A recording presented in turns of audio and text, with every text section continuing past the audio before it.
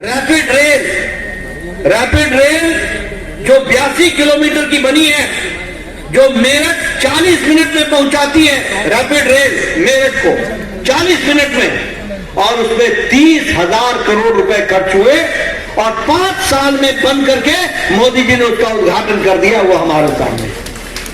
और उसी तरीके से Delhi metro Meerut express way, ये दिल्ली मेरठ एक्सप्रेस वे, ये भी 8,000 करोड़ रुपए की लागत से बना है।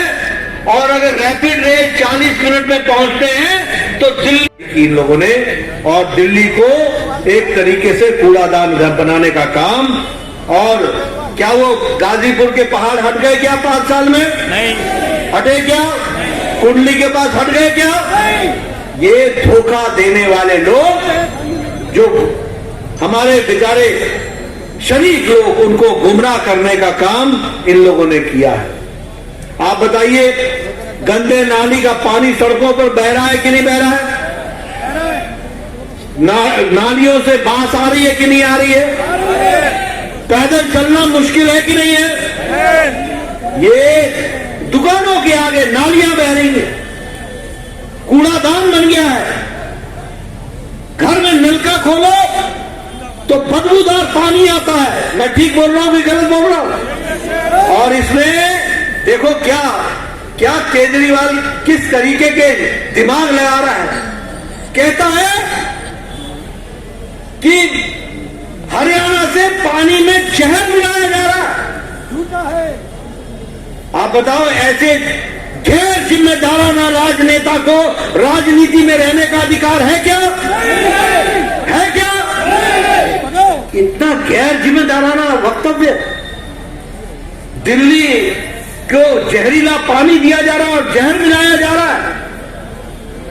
ये कहने की हिम्मत, एक प्रदेश को दूसरे प्रदेश से लड़ाने का काम, ये क्या राष्ट्र विरोधी काम है कि नहीं है? ये सोरोस के व्यक्ति बन रहे हैं कि नहीं बन रहे हैं? ये सोरोस के एजेंडा को फॉलो कर रहे हैं कि नहीं कर रहे हैं? मित्रों, ये अर्बन नक्सल, ये देश को कमजोर करने वाले, ये देश को मुसीबत में डालने वाले, ये भाई को भाई से लड़ाने वाले, ये हरियाणा को दिल्ली से लड़ाने वाले, एक प्रदेश के लोगों को दूसरे प्रदेश से लड़ाने वाले, और जनता में एक तरीके से पैनिक क्रिएट करने वाले, भगदड़ मचवाने वाले, इस तरीके के वक्तव्य देने वाले नेताओं को राजनीति से इनकी छुट्टी करने का दिन 5 फरवरी है। याद रखना, 5 फरवरी। मित्रों, ये यमुना, ये केजरीवाल गया था कि नहीं गया था 5 साल पहले? मैं यमुना को साफ कर दूंगा, कहा था कि नहीं कहा था? 10 साल पहले कहा था कि नहीं कहा था? यमुना से कितना पानी गुजर गया, इन्होंने इसके सफाई में 8,000 करोड़ रुपए का घोटाला किया। 8,000 करोड़ रुपए का। और आज भी देखो, झाग ही झाग दिख रहा है। छठ के समय हमारी बहनों का स्नान करना, सूरज को अर्घ देना, ये मुश्किल हो गया है। हमारे पूर्वांचल भाइयों को बताओ, वो कौन सा स्टेशन था कोरोना के दौरान? इन्होंने हमारे पूर्वांचली भाइयों के बारे में कहा था कि नहीं कहा था कि तुमको कौन सा स्टेशन था? आनंद विहार। बोलो, और क्या कहा था कि दिल्ली से इनको भगाना है, इसलिए आनंद विहार स्टेशन चले जाओ, वहां से तुमको बस ट्रेन मिल जाएगी और तुम वहां से चले जाना अपने घर। बताओ, ये गुमराह करने का काम अरविंद केजरीवाल ने किया था कि नहीं किया था? ऑक्सीजन के बारे में गलत अफवाह उड़ाई थी कि नहीं उड़ाई थी? आप बताओ, अरविंद केजरीवाल ने कहा था कि नहीं कहा था पूर्वांचलियों के बारे में कि ये 500 रुपए का टिकट कटाते हैं और यहां आकर के हमारे दिल्ली में इलाज करवाते हैं? बोला था कि नहीं बोला था? आज ये पूर्वांचलियों का हिमायती बना हुआ है, हितैषी बना हुआ है, घड़ियाली आंसू बहाते थे।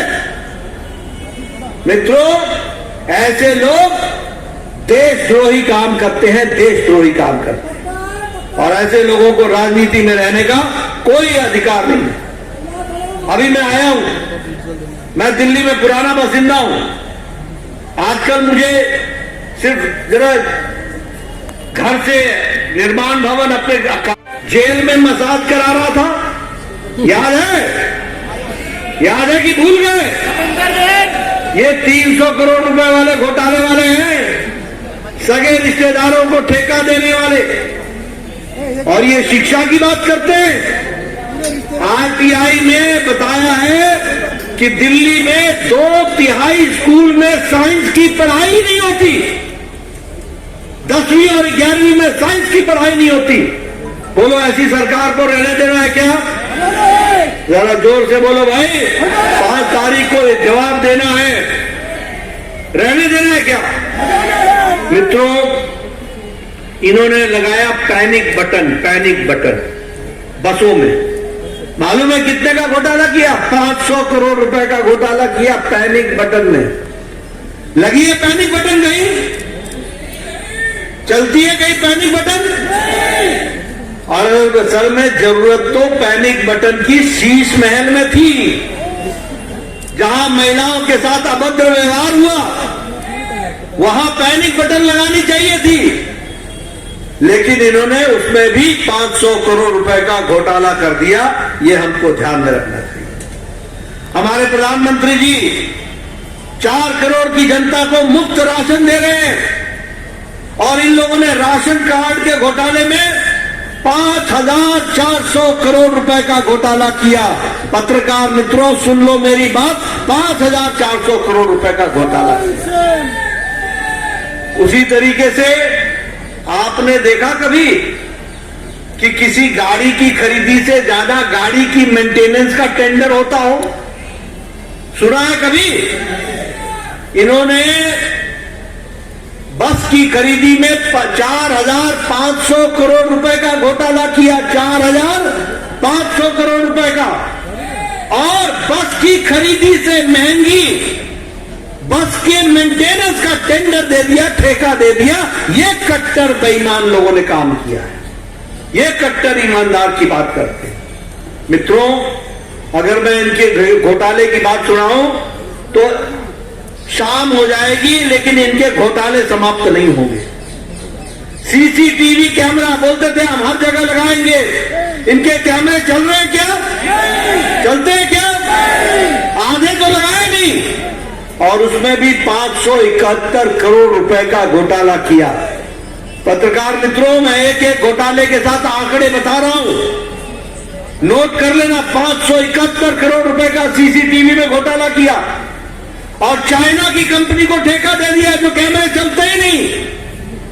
ये कट्टर बेईमान पार्टी के लोगों का काम है। उसी तरीके से मैंने पहले आपको बताया, मनीष सिसोदिया जेल होकर के आया, केजरीवाल जेल होकर के आया, सत्येंद्र जैन जेल होकर के आया, नरेश यादव जेल होकर के आया, अमानुतुल्लाह खान जेल होकर आए, दुर्गेश पाठक जेल होकर के आए, नरेश बालियान जेल में है।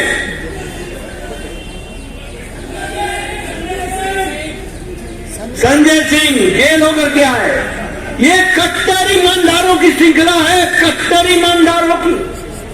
और देखो, बेशर्म इतने हैं कि हम जेल से निकल आए, अरे भाई बेल पर आए हो, बेल पर। जेल ही तुम्हारी जगह है, और आने वाले समय में जेल ही जाओगे।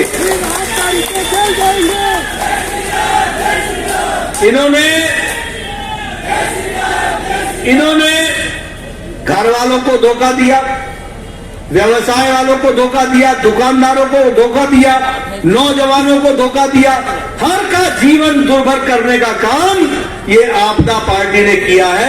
ये हम आपको बताना चाहते हैं। मुझे ध्यान में आया 5 साल पहले, ये केजरीवाल चुनाव से पहले, आपको याद दिला रहा हूं, ये गाजीपुर और के कूड़े के पहाड़ के पास गया था कि नहीं गया था? और गाजीपुर के कूड़े के पहाड़ के पास बता रहा था, इतना कूड़ा। आज इसने दिल्ली को कूड़ादान बना दिया है। घर घर के आगे कूड़ा लगा हुआ है। बोलो, सच बोल रहा हूं कि नहीं? बोलो, ये सच्चाई है कि नहीं है? जरा उधर पीछे से भी आवाज आनी चाहिए। दोगे ऐसे लोगों को?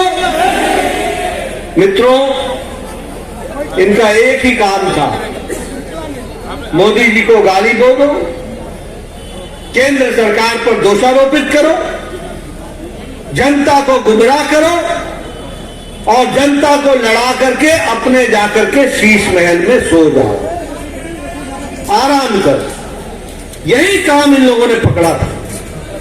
और मित्रों, मैं एक बात और कहना चाहता हूं, यह सरकार एक ऐसी सरकार बनी जिसने जिस नाम पर सरकार में आई उस नाम पे कोई भी रिकॉर्ड तोड़ने में कोई कसर नहीं छोड़ी। यही लोग थे ना जो रामलीला मैदान में भ्रष्टाचार के खिलाफ आंदोलन कर रहे थे, बोलो यही लोग थे ना? बोलते थे हम कट्टर ईमानदार हैं, कट्टर ईमानदार हैं।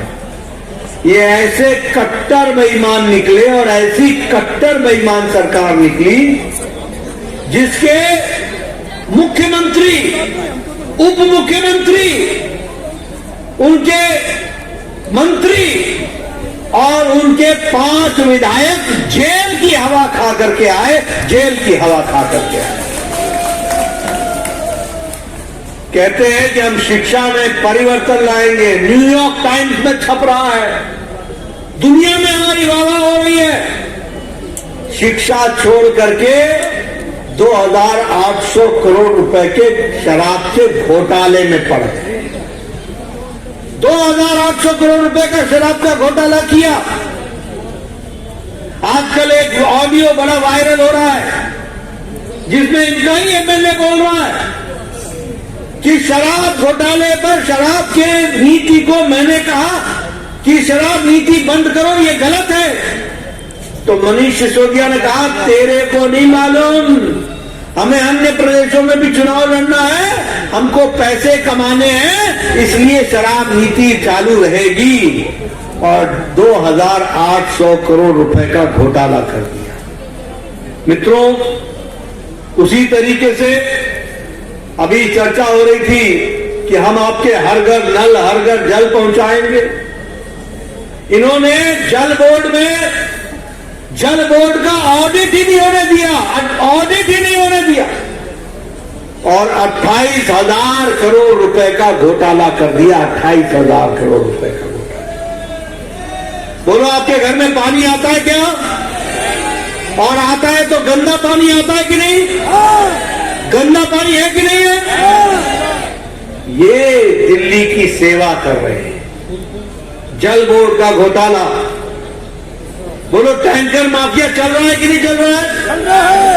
ये आपदा पार्टी की देखरेख में फल फूल रहा था कि नहीं फूल रहा था?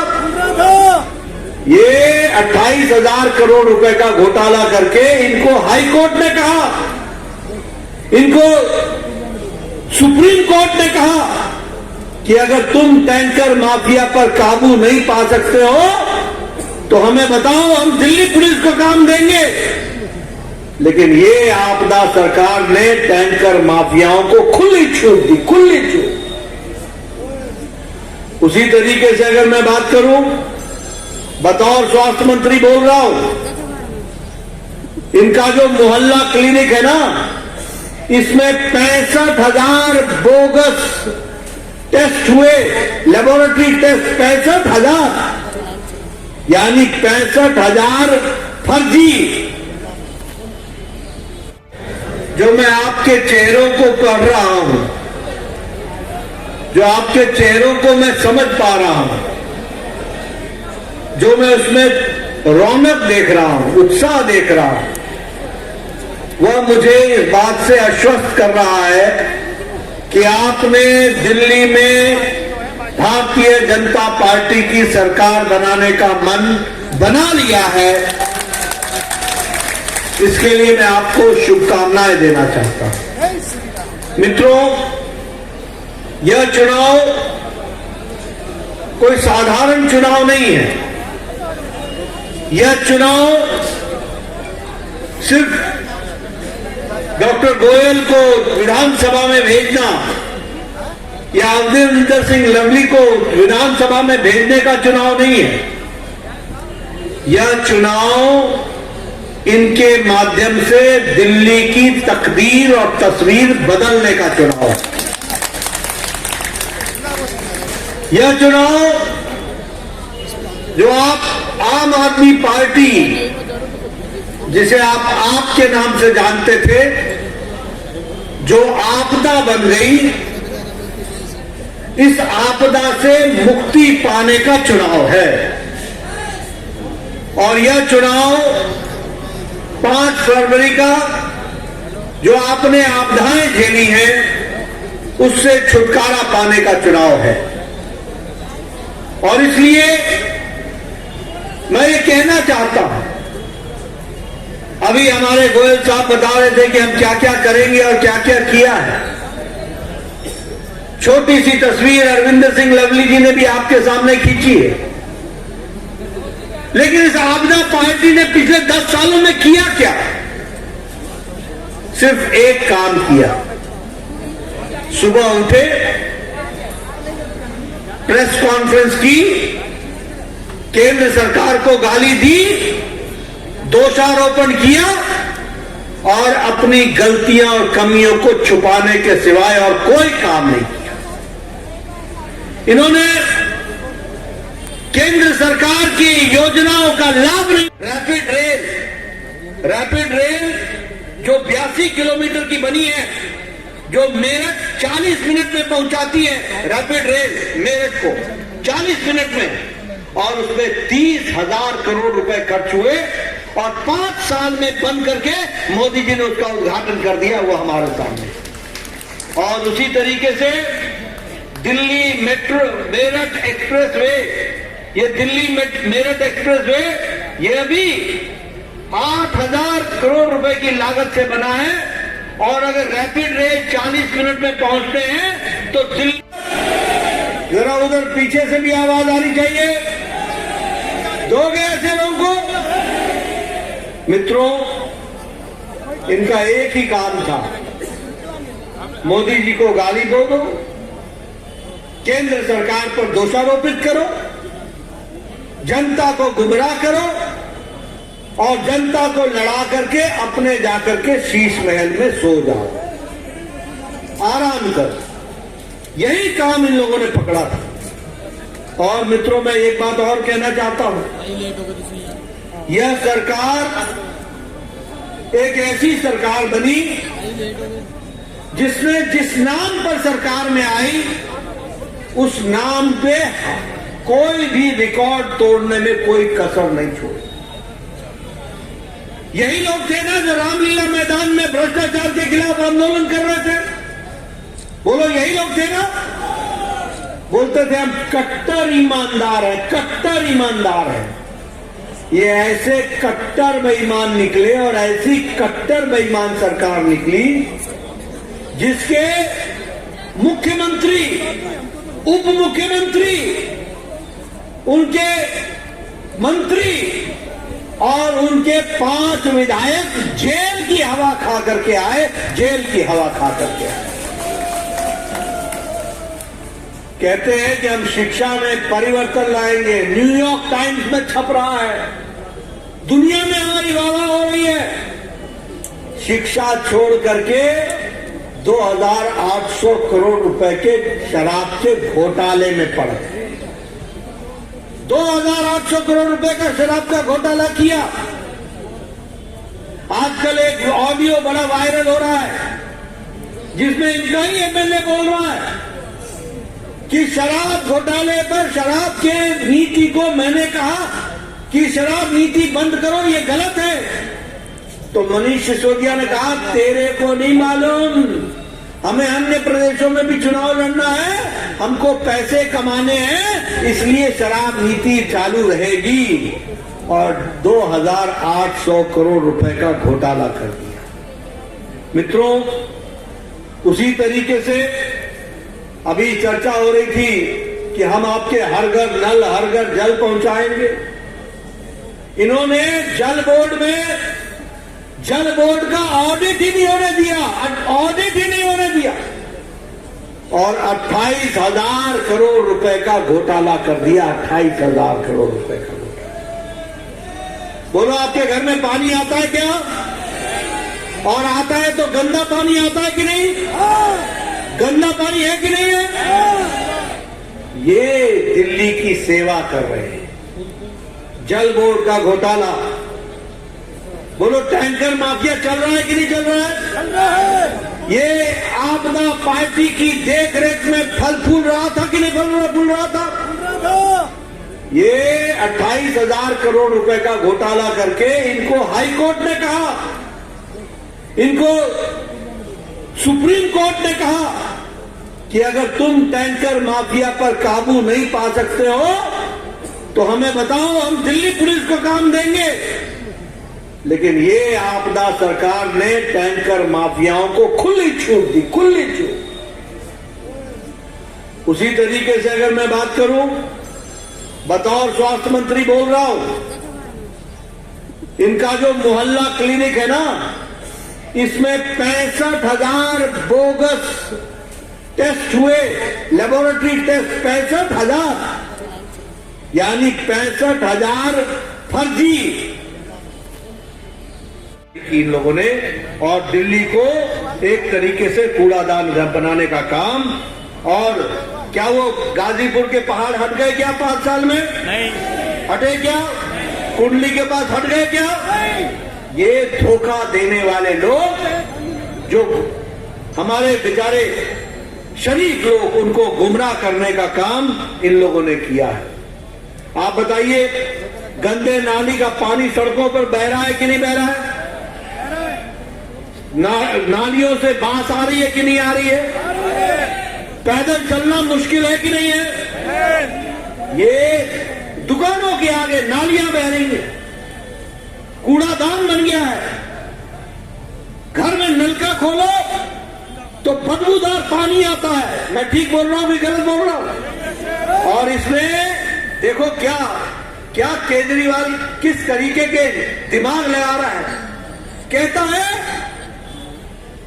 कि हरियाणा से पानी में शहद मिलाया जा रहा है। आप बताओ, ऐसे गैर जिम्मेदाराना राजनेता को राजनीति में रहने का अधिकार है क्या?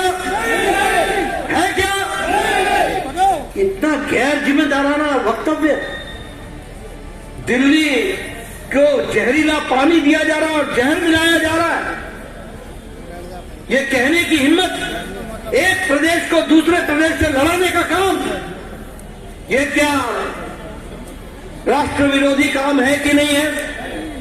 ये सोरोस के व्यक्ति बन रहे हैं कि नहीं बन रहे हैं?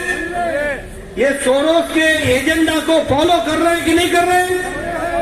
मित्रों, ये अर्बन नक्सल, ये देश को कमजोर करने वाले, ये देश को मुसीबत में डालने वाले, ये भाई को भाई से लड़ाने वाले, ये हरियाणा को दिल्ली से लड़ाने वाले, एक प्रदेश के लोगों को दूसरे प्रदेश से लड़ाने वाले, और जनता में एक तरीके से पैनिक क्रिएट करने वाले,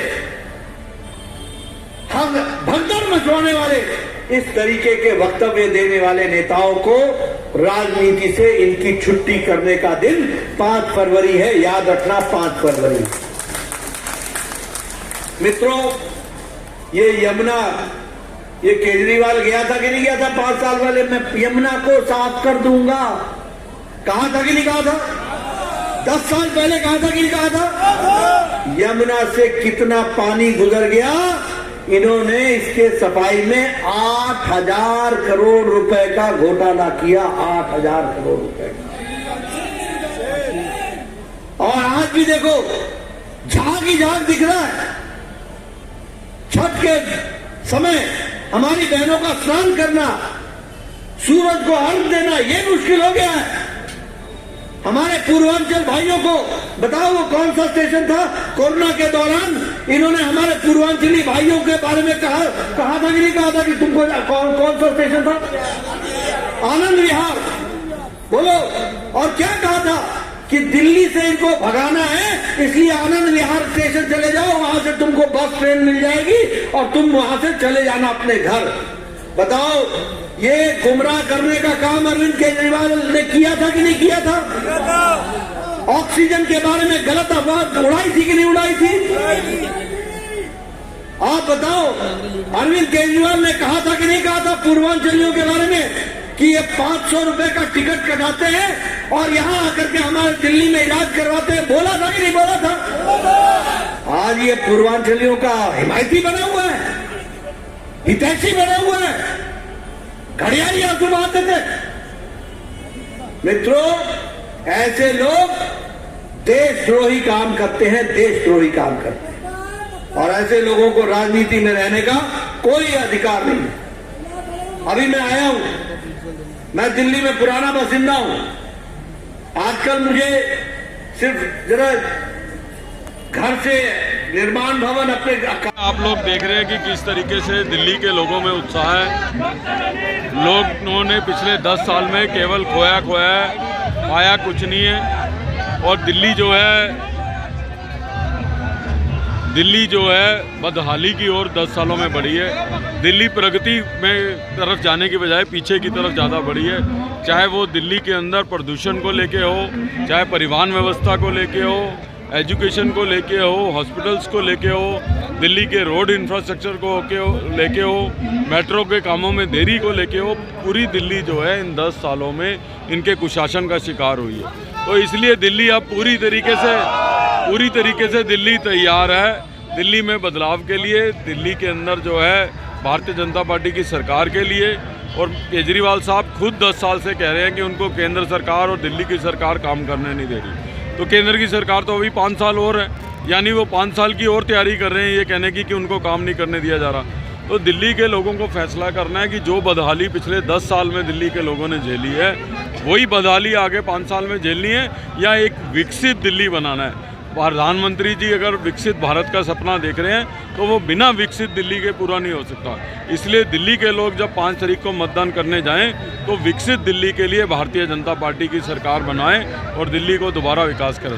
भारतीय जनता पार्टी। देखिए, अध्यक्ष जी को मैं धन्यवाद देना चाहता हूँ, साथ में भारी संख्या में आई हुई जनता का धन्यवाद देना चाहता हूँ, जिसमें सर्व समाज के लोग थे। वहाँ पर अगर पंडित थे तो सिख थे, तो ओबीसी भी थे, तो अदर सारे के सारे हमारे SC ST सब कोई ऐसा छूटा नहीं वर्ग जो यहाँ पर आज हमको समर्थन नहीं दे रहा हो।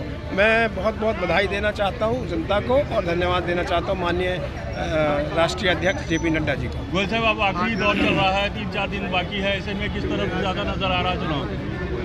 तो आप बताओगे, हम तो चुनाव जीत रहे हैं, यही कह सकता हूँ मैं। तो आखिरी टाइम में क्या कहना चाहेंगे यहाँ की जनता?